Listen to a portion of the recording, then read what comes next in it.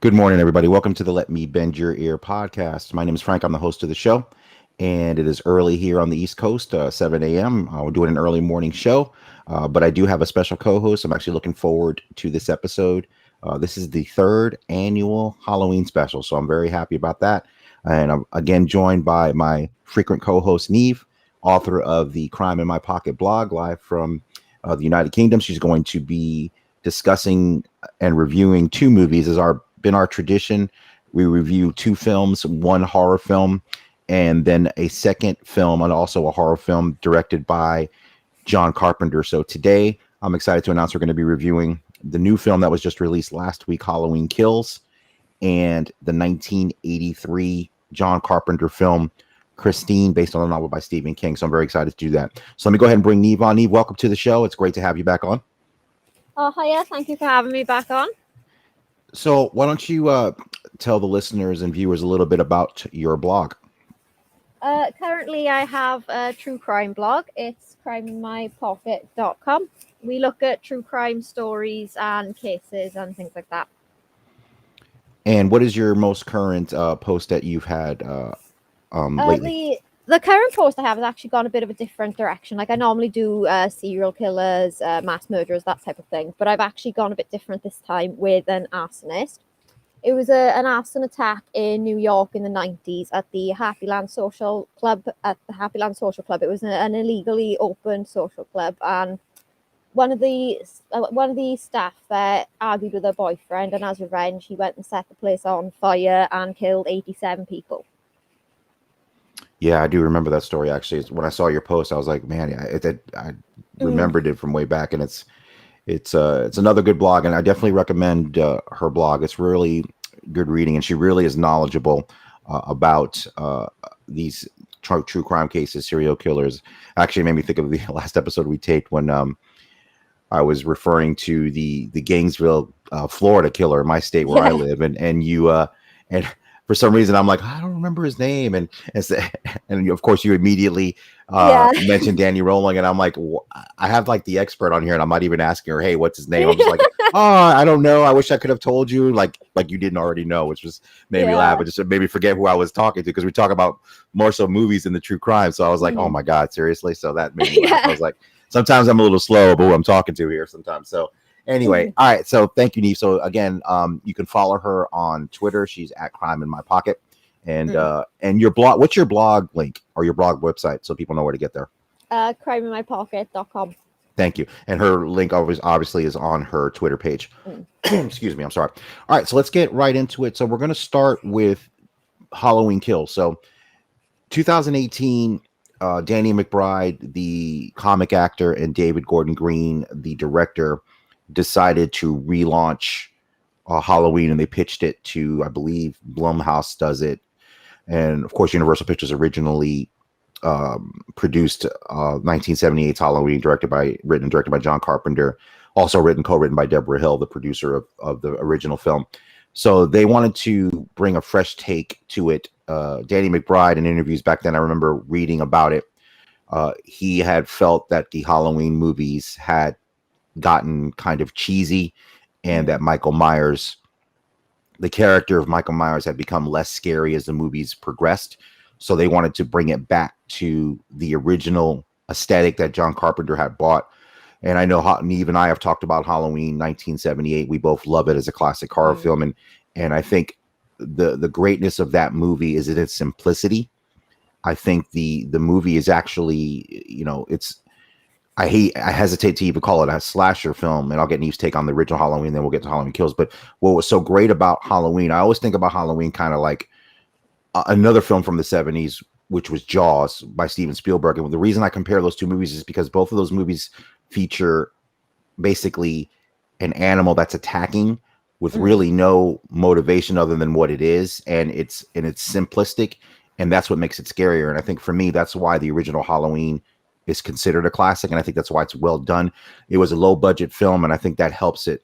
Just like with Jaws, where the mechanical shark didn't work, and that forced Spielberg to use the shark less, which I think makes that movie better. And Halloween, I think, kind of has the same kind of vibe with it. I mean, they had the constraints of their low budget, and I think it works to its effect to make it a classic movie. What are your thoughts quickly? I know we've talked about it before, but just to get background, what are your thoughts on the original Halloween 1978? I kind of agree with you on the simplicity. That's what makes it work, and especially as you said, how they with Jaws, how they didn't use the shark much, not seeing much of Michael Myers' face like they do in the new one as well. Sort of adds to it. It's a very tense film, probably because, like you said, because it's so low budget, they had sort of less to do. It's very tense and things like that as well. I really enjoy the original. Like you said, it is a classic. Absolutely. All right. So leading into 2018's Halloween, Niamh and I talked about that film as well. I think we both liked it. And I liked kind of what it did. I like kind of the modern takes that it did on it. And if you've watched it, there's going to be probably some spoilers in this review today for Halloween Kills. I'll try to throw a warning up there if we get it, because I want to have a whole conversation about this movie as opposed to kind of hedging around it. But I'll try to warn of spoilers in spoiler territory. I don't think I'm going to give away any. There's a major thing that happens towards the end of the movie. We won't talk about that. But other than that, we're just going to probably freely talk about the movie. So if you've seen 2018's Halloween, and this is one of the questions I had leading into Halloween Kills. So at the end of Halloween, they trap Laurie and her daughter and her granddaughter, trap Michael Myers in the basement of her house, of Laurie's house, and set the house on fire. So that's how that movie ends. Laurie is injured. She's stabbed in the abdomen and is on the way to the hospital. The firemen come to the scene as Halloween Kills open. So Halloween Kills, kind of similarly to Halloween 2, which I found a lot of parallels to as we talk into the review with Niamh. We'll get into that.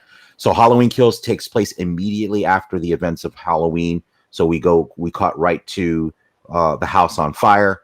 Michael Myers is still in the basement where he's been trapped, and the first responders are coming to put out the fire. So, of course, at the end of Halloween, I was concerned when I watched it about how are they going to, because I knew there was going to be 2 more movies being made. So that was already known when the first film came out. They pretty much put him in a predicament that would think that would be the end of Michael Myers. So we'll kind of get into that part of it, but obviously it's not, because we're looking at the second movie. So basically, this movie takes place after that. So obviously, Michael Myers is able to escape his trap and continue to inflict mayhem in Haddonfield and kind of go from there. So 2 major new characters I want to discuss, and then we'll get Niamh's take on it as well. Is we have actor Anthony Michael Hall, who's added to the cast. He actually played Tommy Doyle, who was the little boy that was babysat by Laurie in the original film. And in kind of a really cool update, we have Kylie Richards in the film as well, playing. Let me pull her name up. I just have the cast right here. Hold on.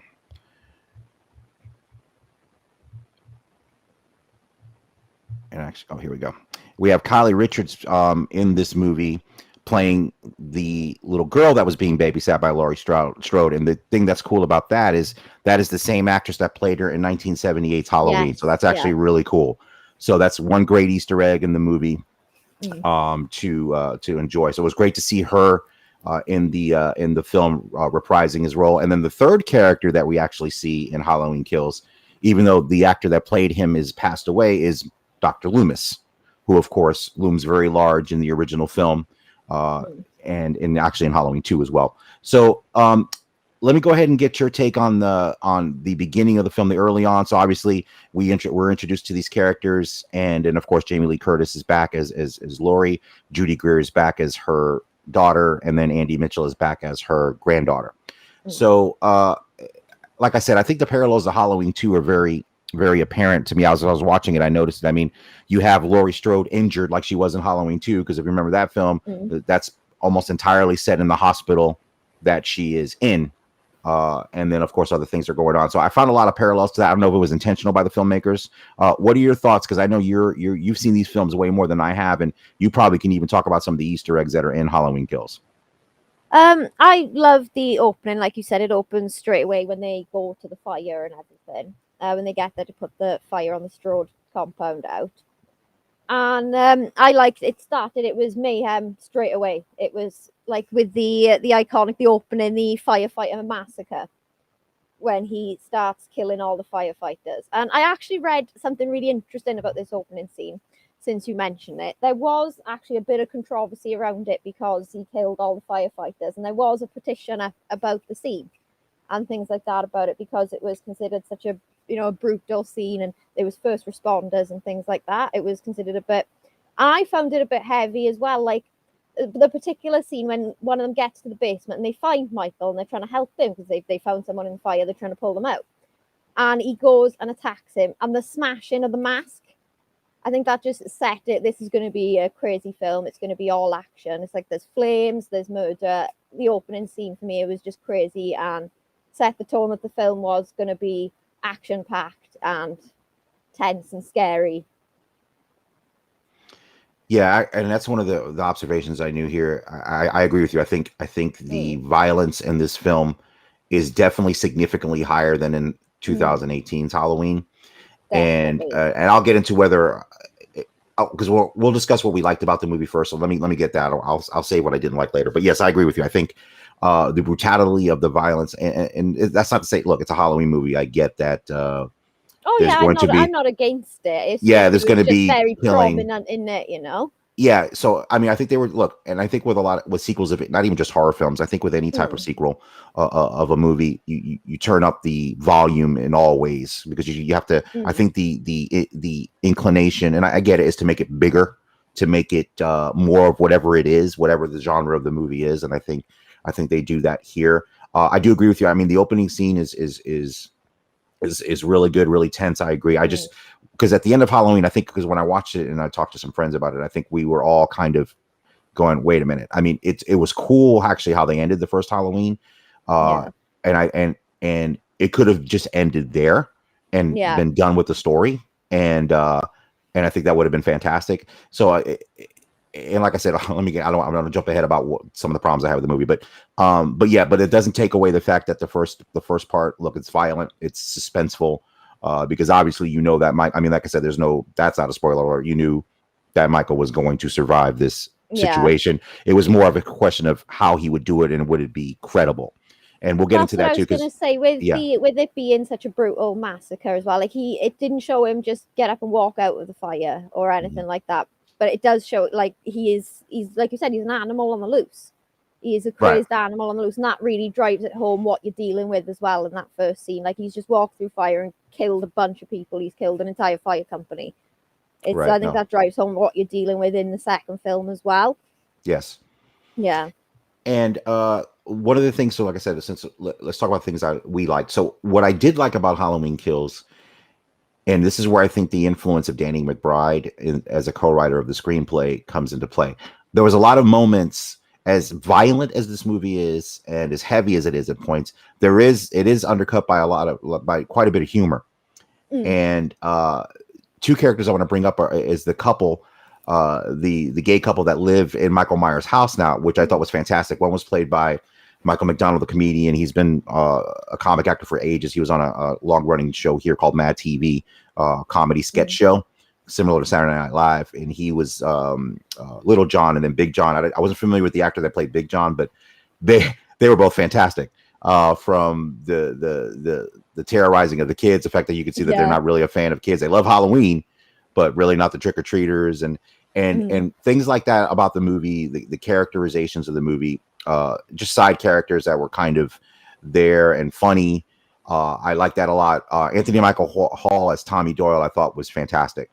I think he really does I love the fact that they empower the people that were traumatized. That's one of the things I did like about Halloween Kills, that Tommy took it upon himself, even if he wasn't really always thinking it through. His motivation was, I've lived my entire life in the shadow of this person that has made this whole town afraid, and we're not going to be afraid anymore, and we're going to get together and we're going to defeat this, and it's going to end. So his character I really liked a lot. I liked what they did with it, and I liked his portrayal. What did you think about it? Yeah, I quite enjoyed that. I liked the callback to some of the original victims and survivors, as they call them, because it's the night in the bar and they're introducing everyone. It's the nurse in the original asylum scene in the first one, the one that was attacked. But Michael never killed her. He just pulled her out of the car and Right. threw her in the ditch, didn't he? And it was you don't even think about her as well because it was just the start of the original film. Right. And it's like, oh yeah, she survived. I actually kind of remembered that, and I was like, oh yeah, she survived. And obviously, you see Lindsay, and it's Tommy Doyle introducing, isn't it? And I think it's nice to get that update as well as a callback to the original. So I did really enjoy that. And obviously then when they all come together against, he gets everyone to come together against him to go and find Michael as well. I really enjoyed that and the build up to that. Because I think that was I think it was the 4th Halloween, they did something like that where the whole town bands together to try and find Michael Myers. Yeah, you're probably right. Actually, I don't, because I haven't seen every single Halloween film. So no, I'm gonna defer to you on that. So yeah, I'm sure there's a bunch of Easter eggs and callbacks that I did not see. But I think it's either the 4th or the 5th. I'm not 100% because I'm not the biggest fan of those later ones, the 4, 5, and 6. Right. But I think it's either the 4th or the 5th. There's a similar scene where the whole town gets together. He's killed the police department. He's wiped out all the police officers, and the whole town bands together to try and find him. Then. Yeah, no, that's true. And what I did like in this movie is they when they introduced, like you said, the nurse and stuff like that, I think it was helpful to show the snippet of the original film. Yes. To give you a memory. So that actually helped me a lot because when they said her name and I was like, oh my God. So those are the things about Halloween Kills that I liked a lot because that's the fun of these new movies anyway, is to hopefully get a good news story as well as call back to the greatness of the original. And actually, like I said, and recently watching Halloween 2 and talking about it with you before, I had never seen it before, and it's a strong movie. I was pleasantly surprised by how much I enjoyed Halloween 2, the original one. So like I said, this movie has a lot of parallels to that. I'm going to get into one major issue I had with the movie. Now, I know part of it is the story, so I get it.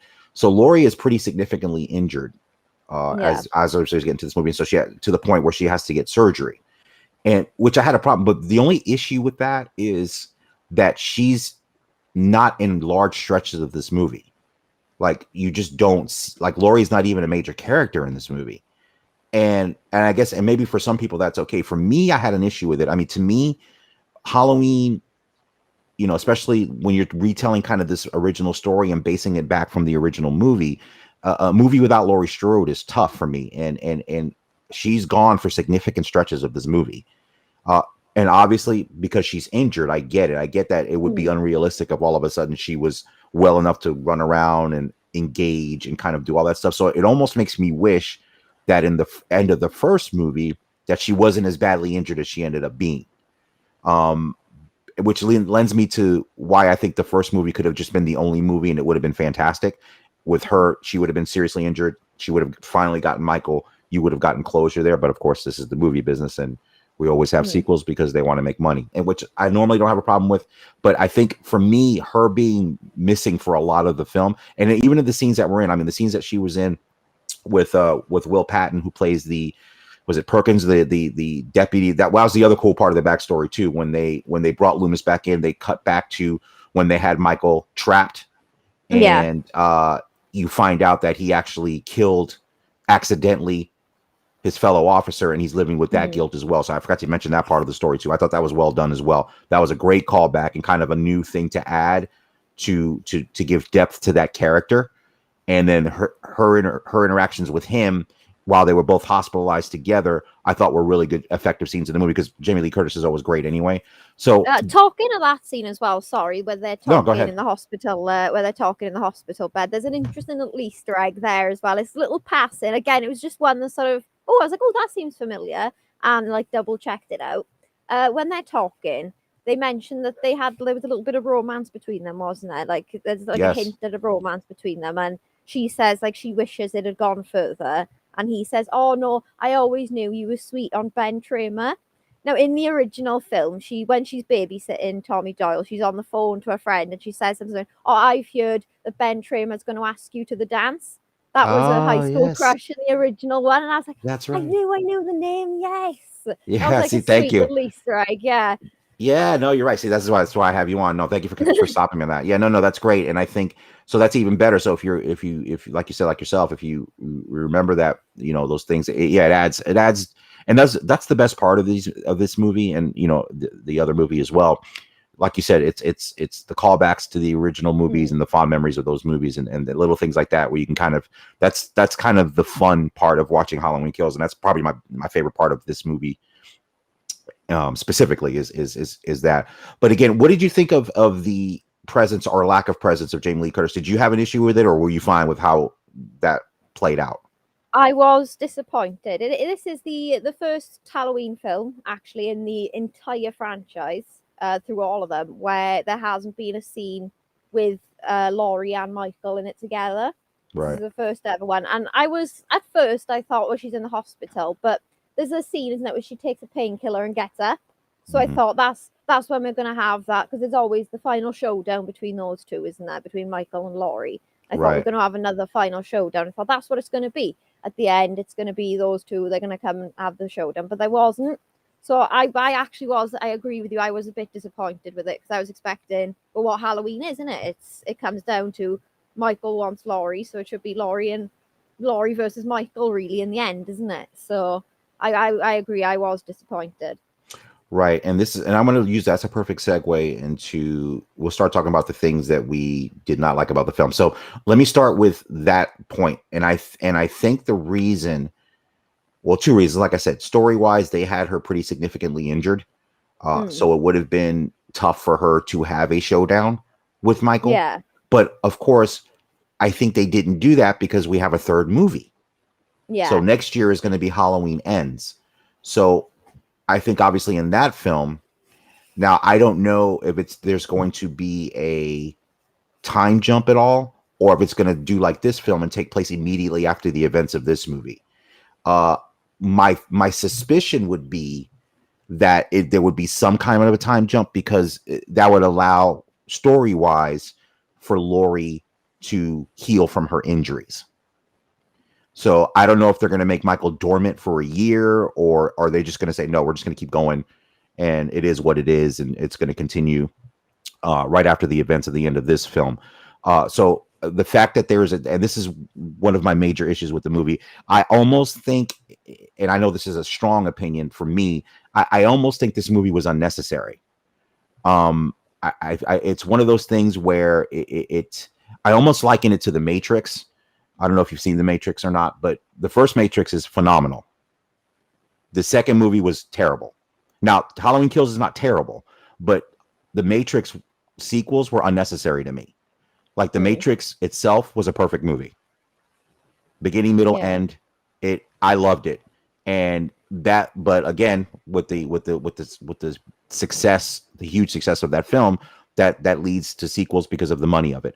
And with this movie, like I said, there were things I liked about it, and we just discussed the things that I liked. But I really found myself at the end of it just going, okay, it was decent, but not necessary. Because especially when you know that Halloween Ends is really going to be, like you said, it's going to be the Laurie versus Michael final showdown. Final in quotes, because we know with Halloween, is anything really final? But I'm sure for this iteration of it, this creative version of it from David Gordon Green and Danny McBride is going to be their final chapter. Obviously, because they're calling it Halloween Ends. So obviously that's their intention. So hopefully that means that I think that the third film will be a better film, because it's going to wrap everything up. This film is a middle chapter. So to your point, I think it's like a 3-act production. So there's a lot of action in this film. So a lot of the action takes place in the middle. But I found it, like I said, knowing there's going to be a third one, I think kind of hurt it for me. And like I said, the brutality of the violence, and we'll get into that now. Look, I'm signing up for a slasher movie, a horror film where there's murders. And like I said, that doesn't bother me. I did think it was a little bit over the top. I didn't. At points, yeah. Yeah, at points, it wasn't. And like I said, I'm sure a lot of horror fans will listen to this and go, "You're out of your mind." And that's why we come to see it. And I don't dispute that, and I don't disregard that opinion. This is just my take, is just viewing it myself. I found some of it over the top, and not in a good way. Sometimes over the top, you go, "Oh, that's funny," or it's over the top because it's. And like I said, to me, it just was a little bit. It wasn't that bad, but it was a little bit off-putting to me. I don't know. What were your thoughts on that? I sort of felt the same way, especially in some of the kills as well. like there was some of them. Like there was one particular scene. I recognized the actress actually. She sort of this is probably why it stood out for me. She's recently joined Chicago Med, and I watched that week by week. So that's why she jumped out to me, and why like this was another scene that was stupid, where he attacks the SUV outside the park with the nurse, Lindsay, and the couple in. And there's one particular scene there. Obviously, he attacks the nurse, which again is a brilliant callback to the original one, because he's on the roof of the car, puts the hand through the driver's side door to grab her, exactly the same as he did in 1978, which again, brilliant Easter egg. But as he's attacking, I think the man is in the back seat, and the woman she runs out. Then the wife of the couple, she runs out to get her gun, and when she comes back, he just kicks the door, and somehow it aligns perfectly for the gun to hit for the door to hit the gun, and then she just blows. She shoots herself in the head because of it. And I found that was really unnecessary. It was just that seemed really stupid to me. That death there, it's like it just seemed a bit silly for me. That bit. Yeah, and like I said, and I know that's going to be a matter of opinion, because I know in some of these horror films, like I can appreciate some things being intentionally over the top, kind of winking at itself, and like I said, I'm sure some people will watch that same scene and have a different take on it, which I understand. I think it's just trying to point out like, how powerful Michael Myers is. He's taken out a gang of people in one. But like you said, at times it is just over the top, and not in sort of a fun sort of that's over the top kind of way, just in a in a silly way sometimes. And like at times the deaths as well, like even in the first one as well, when he hung one of them off the fence post, just like this is going more into like Final Destination deaths than Halloween, than like a slasher death. This is just going into silly, he's been impaled on something like Final Destination, No, right. And that leads into one of my other issues with the movie, and I mentioned it a little bit earlier. So after the first Halloween, which I enjoyed, 2018's Halloween, and this is, I think, always the kind of issue with this movie. So the debate on who Michael Myers is as a killer. So is he mortal, or is he more than that? And I think they've always kind of wrestled or struggled with how to portray that character, in the sense that if you watch just the first Halloween 78 in a vacuum without any sequels, they even ended ambiguously as well. It's a cool ending in the sense that, and it's almost the same thing that I have with the issues with this movie having a sequel to Halloween. But in the original Halloween, it's a great ending. He's down, you think he's out, and then he just kind of pops up. And that, if there was going to be never another Halloween movie, that's a really cool ending, because the way that's cool about it is you're left to your imagination. You're like, holy crap, he's not dead. But at least in the first Halloween, he was wounded pretty significantly. But you could even if you're stretching belief a little bit, you can believe that he would have survived the attacks in the first film. I know he was shot and stabbed. I mean, if you were gonna make him like human, like you said, he's gonna survive that attack, it would have been pretty easy anyway. I'm sure they had like bulletproof vests back then. It could have just said, he had one secretly under the overalls, because he's always in that big overall. Great thing. point. So you could have explained that away anyway if you wanted to keep him human. It wasn't. There were injuries that could have been explained away. We shot him, but he had a bulletproof vest on, so he survived. It's that kind of thing. He was knocked about, winded a bit, but he's fine. He can still walk around for the next film.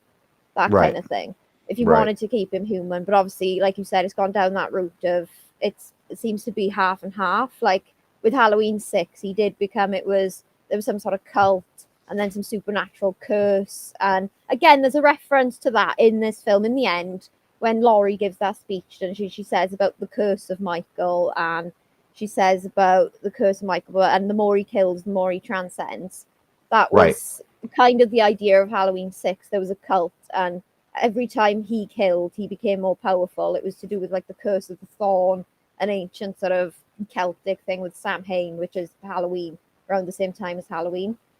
So that was a sort of a reference to that, which is where it goes. He is supernatural. He's not human, but then he kind of is. It's an example of how they're wrestling with, is he mortal? Is he not? Right. And I think for me, and these films have tried to, have kind of made that. So I don't know if I love that or not. And like I said, that's just maybe a personal taste thing. I think I enjoy these films because, like I said, I'm not the huge horror movie fan that you are. Mm. I like really well executed ones. I like any genre film that's well executed. But I think for me to like it even more is if they would have grounded it in him being just a person devoid of any kind of Yeah. um empathy or sympathy, just basically just a psychotic Mm. menace. But that's just me. Like I said, and obviously, if I think had they done that, that kind of really limits the ability to make sequels and Yeah, and especially the amount of sequels that were made in the franchise. exactly, and Yeah. I think that hurts it creatively. Look, I don't begrudge anybody making money. It is like I said, I understand it's show business, but Mm. for me as a movie person, I just on the pure level of what I would have enjoyed more. I think I would have enjoyed that part of it. And like I said, that's one of my issues with the movie. But like I said, and I guess for me, as much as things that I liked about it, like I said, I found this basically my overall thought of the movie is this is basically a filler movie Yeah. to take you to the third movie, which I would hope would be better. Like I said, this movie is not terrible. It's just I didn't find it to be particularly necessary, other than the value of kind of the cool Easter eggs and seeing things from Yeah. the original film kind of revisit themselves in this movie. And like I said, some of the minor characters portrayed in the movie, like I said, particularly the couple in the house that Michael lived Mm. in was I thought entertaining. That's probably some of my favorite parts of the movie, and not much violence, but it was just funny, and it was kind of a good way to kind of lighten it enough where it wasn't completely heavy and completely dark. So I like that. Those are the parts I liked a lot. So, but again, I think overall for me, the movie is unnecessary, and I definitely enjoyed the first one much more than this one. Oh yeah. Uh, and that's my thought on it. I mean, going to my Van Gogh review, I'm going to give it out of 5. I'm going to give it 2.5. I think that's probably I'm right down the middle on it. I think there was some things that I liked, some things that I didn't love. But overall, I mean, it's not a full throated recommendation. I mean, I would have to recommend it obviously because you've seen the first one. I'm going to watch the third one. We'll probably review it for our 4th annual Halloween special for sure. So I'm going to watch it because I want to see how this whole story wraps up. But my overall is 2.5 on this one out of 5. What are your thoughts on it, or anything else you want to add about the movie before you give your thought? I more or less agree. Like I said, it is just a filler movie. It was great with Easter eggs. I really love the Easter eggs. And just before we close on it, I just want to give one more really cool one. It is my Oh, go absolute ahead. favorite one of the cool film. In the scene in the park with the kids, they're on about whether they see in Michael Myers, and they think it's a joke. They think, oh, he's just a pervert in the park. They're Yeah. making a joke of it. Even though it's Michael Myers. But the masks they're wearing, there's one in a skull, there's one in a pumpkin, and one in a witch. And Yes. obviously, Michael Myers uses those masks later on, puts them on the people he's killed, doesn't he? Yes. But you see, those masks were the original Shamrock masks in Halloween 3, the one that goes completely off the Michael Myers plot. I think it's called Season of the Witch. Season of the Witch, correct.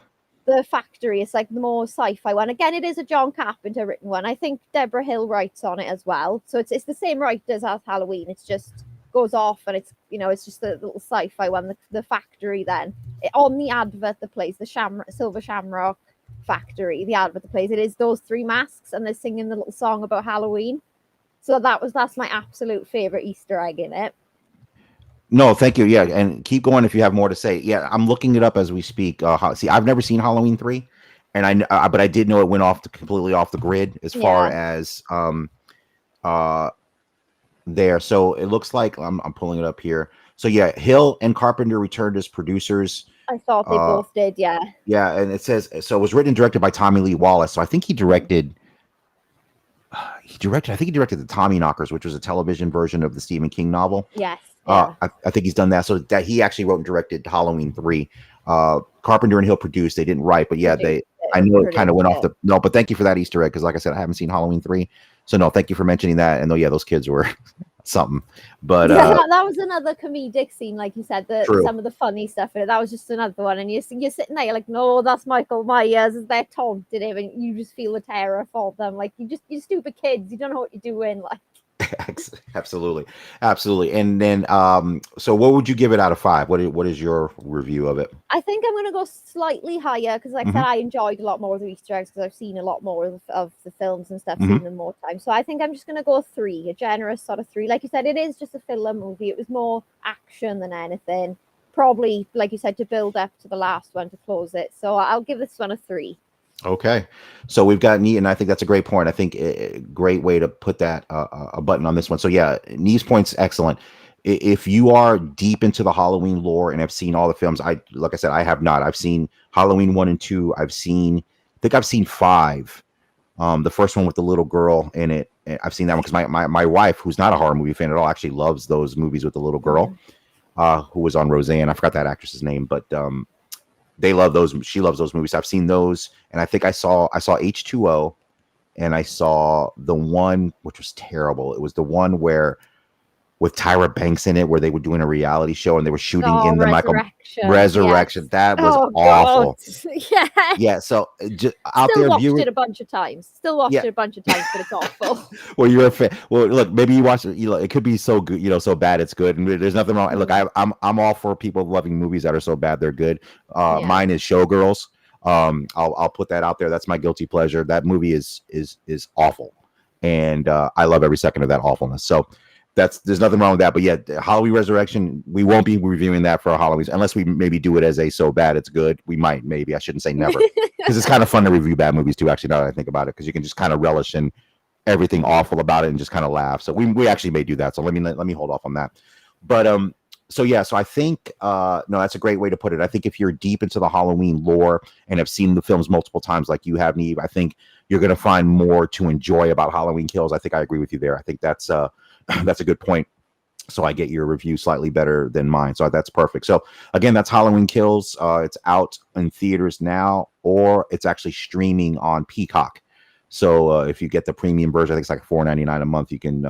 That's how I was able to watch it actually. So you can, in the United States at least, you can stream it, and of course, it's playing in theaters. I think worldwide. Did you see it in the theater?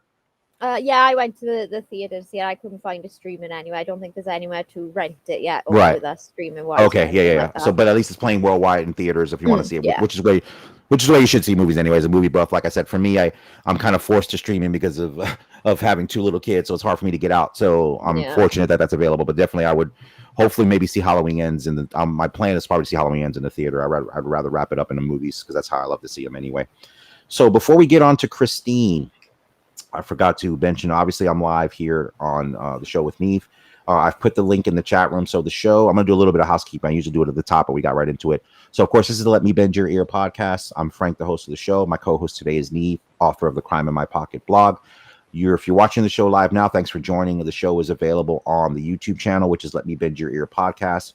If you're on Twitch, the live shows aired there as well. They're not archived, but they're there. If you're on now, you can see it on Twitch. The handle's Bend Your Ear Pod. You can also watch this on the podcast Twitter page. That is also handle at Bend Your Ear Pod. And also on Facebook, which is facebook.com/Let Me Bend Your Ear. So you can either watch it live now or they'll be archived there to watch at your convenience. And also, this is an audio podcast. You can get this show on most podcasting apps, specifically Apple Podcasts, Google Podcasts, Spotify, Stitcher, TuneIn, Castbox, and Amazon Music. There are other podcatchers that the show is available on as well, but those are the apps that are officially hosting the podcast. So again, I would ask if you're a fan of the show, if you're a fan of movie podcasts, please rate and review the show on any of those podcasting apps. 5-star would be great. The more ratings and review a show like this gets, the higher it is profiled in search results when people are looking for a movie podcast. So if you do that, I appreciate it. If you want to email the show, the email is bendyourearpodcast@gmail.com. And also, if you have suggestions, email me on movies to review. Because like I said, I have converted this to a strictly movie podcast now, and I discuss and review movies new and old. That's the tagline of the show. And if you want to join this episode, because we still have another movie to talk about, we're going to talk about 1983's Christine in a moment. I have put the link up in the chat. So if you're watching this on Twitter or Facebook or YouTube and go into the chat area, the link is up there. You just click on that link and you can join me and Niamh and discuss either Halloween Kills or Christine. Or like I say, if you do come on the show with me, it becomes open forum. So if there's something else about movies you want to discuss, Niamh is a movie buff like me. or specifically horror. So if you have a question about horror movies, we have the right guest on for that. I'll probably defer to her because she could probably tell you anything you need to know or answer any questions you need to know about anything in the horror genre. So please feel free to join. If not, we appreciate you watching. You can come on either video, audio only, or if you want to put a question in the chat, I'll see it here. And I believe Niamh will see it as well. If not, if it's a question for Niamh, I'll make sure to shout out the question to her to have her answer it. So please feel free to join. All right, so let's get into our next movie. We are going to be, I was kind of excited to review this one. I think when I talked to Niamh about this a few weeks ago and I decided that we were going to do Christine, Niamh's like, what? I don't think she's like, what? And then I think when I told her the plot, I think she was even like, what? Really? Yeah. And that response is totally understandable. And I am interested to hear your thoughts about this movie and what we'll get into in a minute. So, and I know because she's like, because if you are a fan of Stephen King, when I was a teenager, that's all I read. When I first got into reading books, my grandmother, rest in peace, she introduced me to Stephen King. And the first Stephen King book I read was Firestarter, which was phenomenal. And I was hooked after that. So I think I read for probably a 10-year period. I think all I read was Stephen King. Pretty much every novel he released in that period during the 80s, I think I read them all and loved them. And Christine was a novel that he wrote that I loved as well. And before I get into the movie review, let me get into the reason. So Christine is about, the short version of it, which is why Niamh was like, what? Is a car that is possessed by some kind of evil spirit and kills. So let me start in all honesty by going, I know that's preposterous. I know the premise is preposterous. I know when I just said it right now, the people that listen to this or watching now are going, that's stupid. In full disclosure, and I'm sure Niamh was thinking, that's stupid. So I get that. So that being said, what made the novel really, really good, and I'll compare it to another Stephen King novel, Cujo. Cujo is, and I think, have you seen Cujo? Yes. Yeah. Okay. Cujo. So, which is one of the better adaptations, actually. The great thing about Cujo, so Cujo is about a rabid dog. To make it simple. But what was so fantastic about the book was, and it was, I unexpectedly was surprised by how much I enjoyed Cujo, was that Stephen King really wrote from the dog's perspective about suffering from rabies and what it does physiologically to the animal. So when you read the novel, now the movie can't really do that because it's just, but I think it was just a straight good suspense film, and Dee Wallace gives a great performance in that movie. We may review that another time, but that's one of the better adaptations. But anyway, in the book, you actually feel a huge amount of sympathy for the dog because what happens to the dog is not the dog's fault. And the dog is suffering and like I said, I don't know what having rabies is like, but it basically, in an animal that contracts rabies, they get a fever so high that it literally fries their brain. So that's what causes the behavior in a dog that's rabid. And you really feel, and the writing's so great, and you feel the sympathy for the dog, even though the dog is causing mayhem and violence, and Christine is kind of the same way. So Christine is a story of a teenage boy. In the film, it's actually pretty funny. I don't know if it's an Easter egg or not. They said it in 1978, which is the same year the Halloween came out. But Christine is set in 1978. So Keith Gordon plays, I have to pull his character's name up, but he is the typical kind of smart, nerdy teenager that's kind of awkward, socially awkward. In the beginning of the movie, they talk about, him, he's still being a virgin and things like that. And he ends up buying this 1958 Plymouth Fury. And in the opening of Christine, you see it coming off the assembly line. So it's set in 1957, comes off the assembly line. They're doing the quality check, if you will. And then one of the workers there puts his hand, the hood is open on the vehicle, puts his hand there as he's checking something. And then the hand comes down, or the hood comes down, injures the factory worker.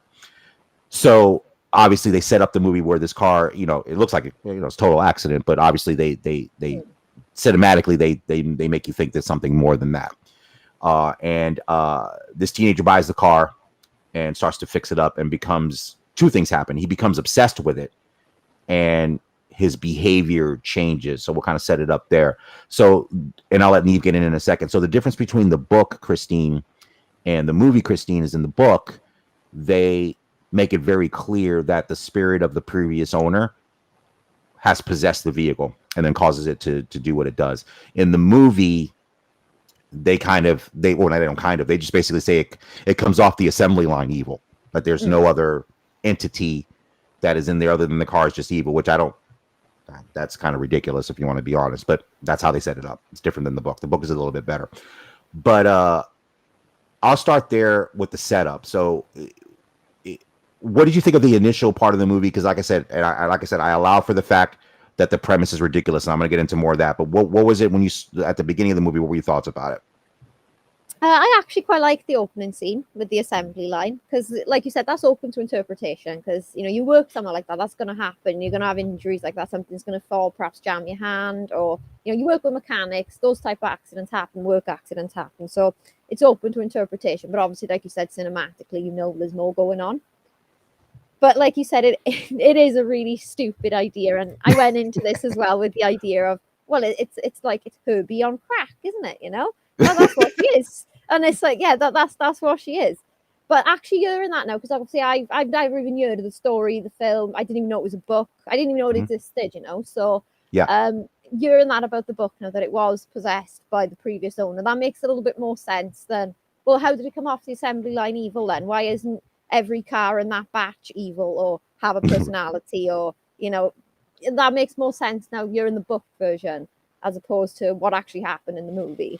Right. No, and I agree. And I was doing some quick research this morning, and so John Carpenter, so obviously you and I reviewed The Thing last year for our second annual Halloween special. I definitely checked that out. That was a fun episode to do, as all of these are.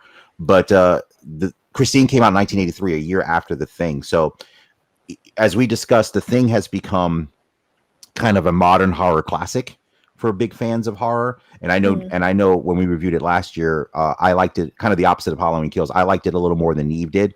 I thought the practical effects were amazing. I think she was less impressed with them than I was. But when it came out in 82, it was a box office flop. So John Carpenter basically made Christine for the money. It wasn't a personal project for him. It was a chance to make some money and hopefully make a commercial film. So with that kind of context there, it's a little bit different than some of his other films. He always had a personal attachment to most of the movies he made because he started in the 70s as a low budget filmmaker. So that was where his experience came from, obviously, with Halloween being the best example of that. So in this film, Keith Gordon plays Arnie Cunningham. So he's the teenager that purchases the car. John Stockwell plays Dennis, his best friend. So his best friend, and this is, I'm going to get into the things that I like about this movie and what really saves it from being completely ridiculous for me. So Dennis plays this, John Stockwell plays his friend Dennis, who's a jock. So one of the things I liked is it was kind of cool to see, because I like when movies kind of subvert what you always see. So Arnie's the nerd, geeky, smart kid. Dennis is the jock, and they're really legitimately good friends. Yeah. And in these movies, that never happens. It's always the jocks tease they always treat the jocks as assholes and the geeky nerds as, that they would never interact in any kind of meaningful way. And I love the fact that in this movie that they were actually really friends and that they really cared about each other. So it was kind of just on as an aside that I thought that was a refreshing. And that's one of the things from the book that they took that I'm glad that they did. And then you have Alexandra Paul, who is, I think I best know her from Baywatch, actually, as the smart new girl that comes to the school and then becomes involved in this as well. So as Arnie starts to fix up this Plymouth Fury, he like I said, he starts to change, and it's a slow build with the movie, which that didn't bother me. It's not, if this is actually a good movie to watch if you're not into gory violence, because it's definitely not that violent a movie at all. The second half of the movie, there's more violence and killing, but obviously it's with a vehicle. And that's another thing I liked. And this is where John Carpenter, I think, does a great job in his movies. And again, kind of like The Thing, the way that they did some of the kills and some of the imaginative things with the practical effects, I thought were fantastic. Like I had forgotten how well done. And again, this is 1983. And I think with the limitations of what they had, I thought it was like between the special effects, the direction, and the cinematography, I thought were fantastic. Because when I watched it again, I was like, man, that's actually really good how they did, because there's only so many ways you can have a car menace something.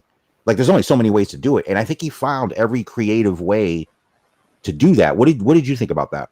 Well, I was gonna say, because obviously I said, didn't I, that I found the thing watching it now a little bit dated and stuff. I Yeah. said the last time we watched it because of like the effects and stuff. Even though obviously for the time that was like peak effects, it was really Yeah. impressive. But compared to now, is quite dated. I found this so impressive. Like Yeah. the particular scene that really got me as well. I absolutely loved it. Was after the car's been vandalized, after Yeah. Christine's been vandalized, and the restoration scene where she fixes herself Mhm. for the first time, and Arnie sees it and everything. I thought that was brilliant. The way the music plays, it's like Yes. tense music, and you're John watching it Carpenter go music. back.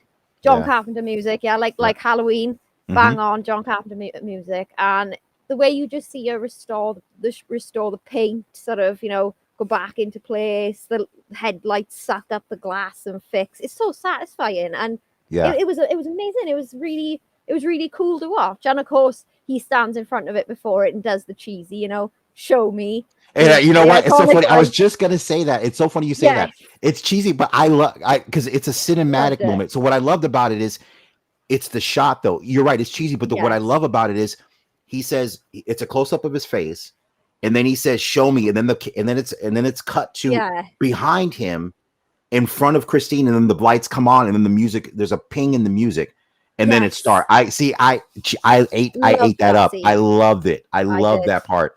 You really, I literally was going to say that before. Yeah, I love how that scene started, and that entire scene is fantastic. And my other favorite scene is, and talk about a satisfying kill, when he traps the one guy, and I forgot the character's name, in the little alleyway, and the car is too wide Yes, I to was get going to move into on the to that alleyway, next. Yes. and then Christine just barrels in there and just destroys herself to get in there to kill. I thought that was fantastic.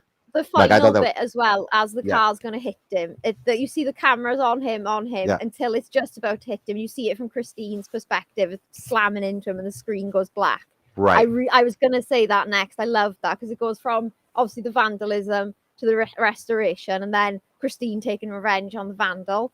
I was going to say I love that scene as well. It was satisfying, and the way she crams herself in that's another Yeah. one as well. But you're saying it's quite a slow burn film because she chases him for a while. Yeah. It's quite a long, tense chase until obviously that sort of alleyway bit where she does the final squeezing in and then slamming into him. Yeah, no, that's fantastic, and we'll leave it there because there's a couple of other great scenes with Christine when she starts her mayhem, and I'll leave those for the viewers that want to watch it. So again, and the other major thing that I loved about this film is the acting is fantastic. I'm gonna start with Keith Gordon, the lead performance, because actually Kevin, that's the other thing I read. Kevin Bacon was actually offered the lead role, and he turned it down to do Footloose, which of course I think was a good decision for him. That movie did well. That movie did a little bit. I think it's a pretty popular movie from the 80s. I think it did well. So he turned it down, and then Keith Gordon, who was a theater actor at the time, did some film, was Cassie. I know Keith Gordon more from Back to School, the Rodney Dangerfield comedy, which I love. He's great, and he plays Dangerfield's son.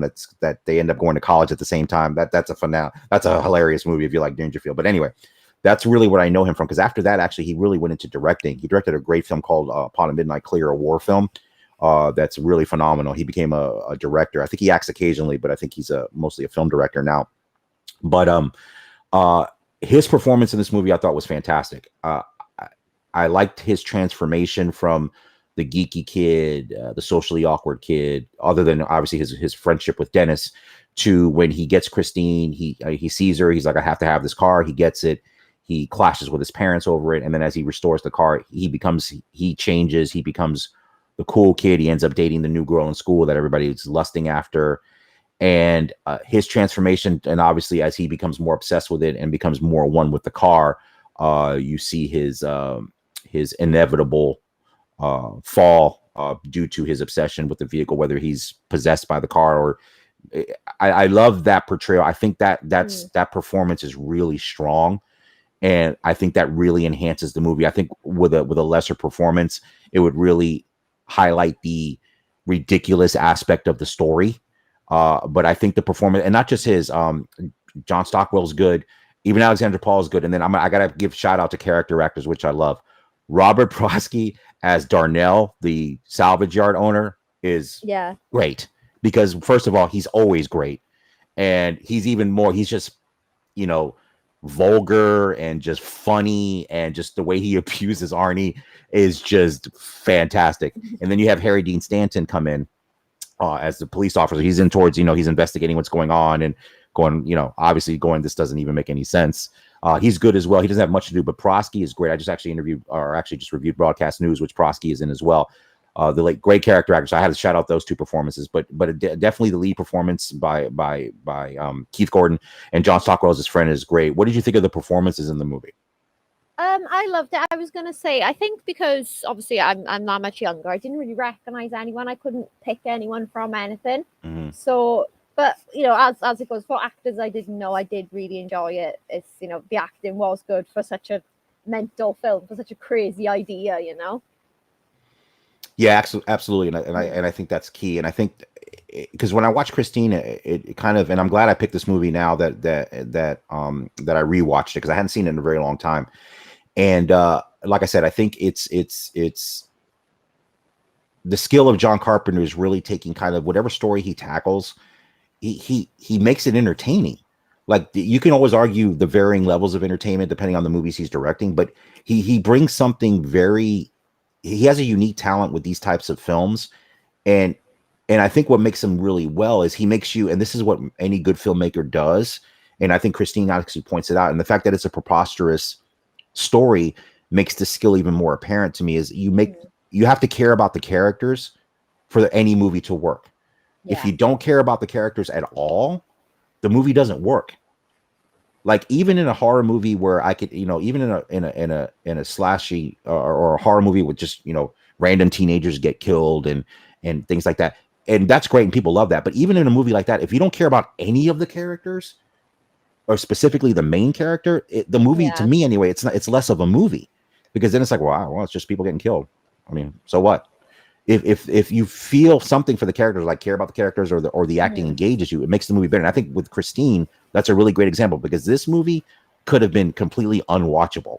Yes, like, exactly. It could have been like, it could have been unwatchable to it's so bad that I love it.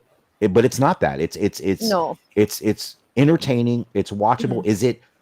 Is it one of the best horror movies? No, it's not. But it is what it is, and for me, it's well done for what it is. Yeah, so, I just see it as it's a fun horror sci-fi, and actually going to that idea, if the acting hadn't been good, it wouldn't have been watchable, right? It actually reminds me of this Australian horror I found a few years ago. It was really low budget. I think it was called something like Roadkill or Road Train or something. Roadkill. That's a great title, like, first of all.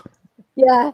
It's either Roadkill or Road Train or something like that. It is, and it's basically about a lorry. Then we call it over here a truck, right? One of those big semis that is possessed and is killing people all over Australia. Now we're talking really low budget, and known actors. It was unwatchable because there was, like you said, that it was just gore, like seeing the whole thing, like the lorry drive over somebody's head, but you didn't really know the characters. You didn't care about them. You didn't know their backstory. You didn't care about them. There wasn't good acting. It was just silly. It was just silly. Whereas with this, it's the same. It's basic idea, isn't it? A vehicle possessed, but the characters better. The acting is better. Like I said, the effects were really good in it. It's a better film and more watchable because of that. Yeah, absolutely. I agree with you. I think those are all great points. And like I said, I think that this movie illustrated that premise as well, which is why I love movies anyway. Like I said, even though I'm not a horror movie aficionado, and I don't want to say fan, because fan's probably not a fan means that I don't like them at all. Like I've always said, I'll watch any movie of any genre that's well executed. I'm a movie fan. I'm not a particular genre fan. So if there's a well executed horror film, I'm in. I'll watch it, even if it's a little too gory for my taste. If it's still well done, I'll be like, oh, this is fantastic. And like I said, for Christine, I think for this one, I'm going to give it out of 5. I'm going to give it 3.5. I think I recommend it. I think if you're coming in looking for, gore and slasher, then this is not your movie. But if you're looking for a good movie that's well acted with a premise that we all acknowledge is cheesy, but still well executed, I think this is a good choice. I think like I said, especially if you're not if you're squeamish about gore, this is definitely a movie for you, because it's not that at all. It's not, there's nothing extremely gory. obviously there's people that die and there's killing in it, but it's definitely nothing if you're squeamish that you have to worry about. So I'm going to give it 3.5 out of 5. Like I said, it was good to rewatch, and like I said, I got to highlight again the two things that were great. The acting was fantastic, and the practical effects use, especially with the vehicle, and I think Niamh would agree, was really fantastic as well. But I'll let you give your thoughts and your review of Christine. I'm actually going to give roughly about the same. I'm going to give a 4 out of 5 because, like I said, I wasn't expecting to go in and enjoy it because it's a crazy idea. Like I said, and it reminded me obviously of a film I'd seen before that was unwatchable with the same sort of idea. But it really surprised me. Like you said, the effects really, they were great. They really surprised me. The acting was good. And it was just a really fun, watchable horror sci-fi. I'd 100% watch it again if it came up, and I'd recommend it to anyone else. So that's 4 out of 5 for me. That's fair. Well, see, I love that. I love the fact that, and I love the fact that you gave it 4. I was teetering on 4 too, and no, I actually like the fact that you gave it a higher review than me, because I really thought it was going to be me trying to convince you that it's better than it is, and you going, "This is ridiculous," which would have been fine too, or whatever your honest opinion is. So I'm actually pleasantly surprised that you really liked it. So that's great. So that's the fun thing. That's what I love about movies like this anyway, or even talking to people about movies that they haven't ever heard of or seen, that they go, "Wow, I actually really like that." So I'm glad I'm glad I didn't waste your time and you actually enjoyed it. No, definitely not. No. So that's good. I'm glad I watched it. Good. But we'll definitely, now that I'm thinking more about the cheesy movie, maybe that's, because you know what it is. I haven't reviewed a really bad movie in a long time, and it is kind of fun. I'm not gonna lie. Yeah. It's fun to kind of review one. So maybe you and I will off air we'll kind of talk about our favorite bad ones, or just ones that we hate, and maybe not hate, but so bad it's good. I think that'll actually kind of be kind of fun. Maybe your roadkill movie might be one of them. Yes. that I'll have to watch it, and then I can join in on the making fun of it. Yeah. All right. So no, that's fantastic. So Christine, we've got 4 stars from Niamh, which is great, and then 3.5 stars from me. So I think from both of us, you can take the opinion. You know what it is. We've been pretty forward about the plot. If it's something that's interesting you, I think for this Halloween, I think you should check it out. If it's down your alley, I think you'll enjoy it. I think you'll be pleasantly surprised, hopefully like Niamh was as well. So 4 stars for her, 3.5 stars for me for Christine, directed by John Carpenter, came out in 1983.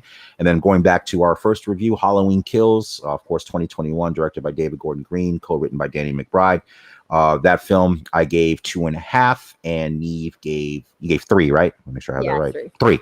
So 3 for her, 2.5 for me. I think we both had the same likes and dislikes pretty much with the movie, and Niamh liked it slightly more than I did, because, and for a valid reason, for the depth of the Easter eggs. And so, like I said, if you're deep into the Halloween lore and have seen these films multiple times, especially the original series of them, you'll probably take a little bit more out of Halloween Kills than someone that has not. So I think that's probably the best way to summarize that particular movie. And I think we're both going to be looking forward to Halloween Ends next year to see how they conclude this chapter, because like I said, I don't think it's never really the end. It's always just a conclusion of a chapter, so like a long book. So again, this is the Let Me Bend Your Ear podcast. Again, I'm Frank, your host. I want to thank Niamh for coming on. It's always great when she's on to talk movies with me. And this Halloween special has become one of my favorite episodes, and it's become one of the most downloaded episodes of the show. So I'm going to plug the first 2 Halloween specials that she and I did. I did a quick search this morning. If you go to the podcasting app that you use, it's episode 38 is the first one, and then episode 55 is the one from last year. And actually, before we go, Niamh, I just saw, and I don't know if you've seen it or not. Have you seen the trailer for The Black Phone? I haven't, no. Okay. After we get off here, I'll have you go to YouTube when you get a chance, and we can talk about it later. But we reviewed Sinister last year, which was Ethan Hawke. Yes. And directed by Scott Derrickson, who directed Doctor Strange. Really enjoy that film as well. Really enjoyed that movie. Really Yeah. enjoyed this one. This movie, The Black Phone, is a reuniting of Ethan Hawke and Scott Derrickson, the director. This film looks terrifying. It is about, and the premise of the movie is Ethan Hawke is a child killer. Ooh. And sorry, I already got your attention. Yes.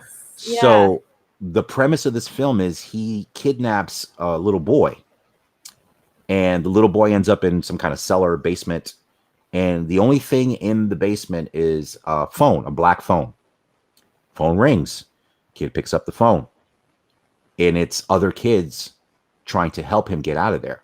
And I guess it turns out that these kids are the spirits of the other children he's murdered. Oh, God. Yeah, it's pretty as well. Yeah. So, and he wears this mask that's horrifying. And it's interesting because Ethan Hawke, it's a different Ethan Hawke performance. I don't think he's literally playing a killer now, like in Sinister. Obviously the way that worked out, it was a metamorphosis into that. Spoiler alert, anybody. But anyway, I won't get into. You can listen to the Sinister review on episode 55. But the trailer was pretty terrifying. I had read about the movie and I was like, oh, and then Scott Derrickson coming back to that genre.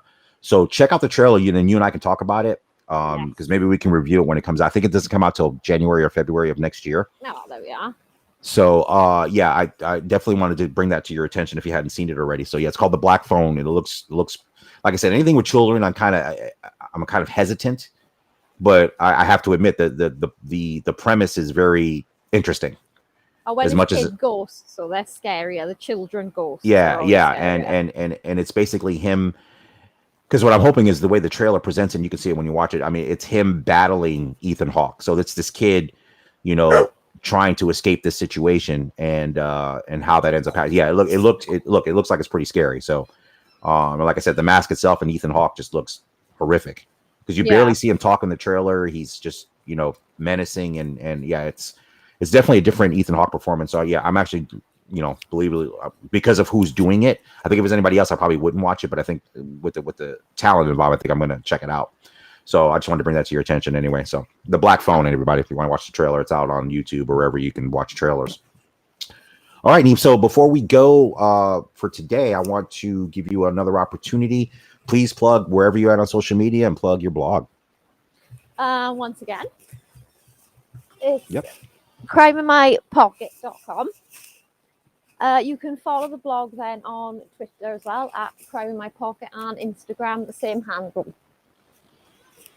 Yeah, and definitely follow her. Like I said, if you are a fan of true crime, and I am, I go in and out of it. I'll listen to podcasts.